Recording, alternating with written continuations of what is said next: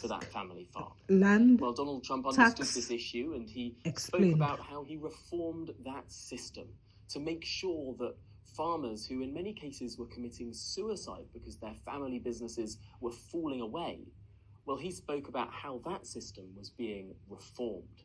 Sitting next to him was the Prime Minister of the United Kingdom, sitting there awkwardly because under Keir Starmer, for the first time, family farms are being subjected to similar forms of death taxes. He tried to justify it by saying that these death taxes are actually very light if they're paid over a long number of years, over a decade or more. That could reduce the burden.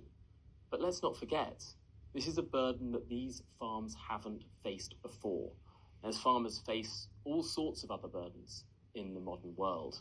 Let's listen in to the slightly painful exchange. We have a lot of unhappy... Who are you with? Because you're asking such nice questions. Sorry, GB News. Bev Turner from GB News. Very good. We have a lot of unhappy farmers in this country at the moment, and I'm sure the Prime Minister won't thank me for raising this. We've had changes to inheritance tax, which mean a lot of farmers feel they're going to lose their farms when they die or their father dies.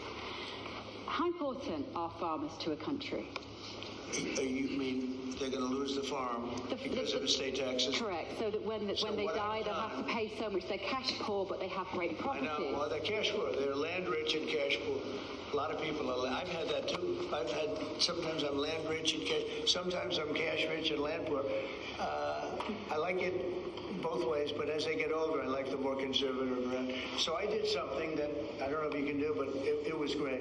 I love our farmers. As you know, in our tax bill, we have a clause that's very important. We were losing a lot of farms to the banks because a loving mother, they had a 50% tax to pay. So the land would get valued and at a high number because some of the farms were valuable, but they didn't, they couldn't quantify it. And they go out and borrow money to pay the estate tax or the death tax, as it's called. And they'd overextend and they'd lose the farm. And they'd commit suicide in many cases. Yeah, we're seeing that. No.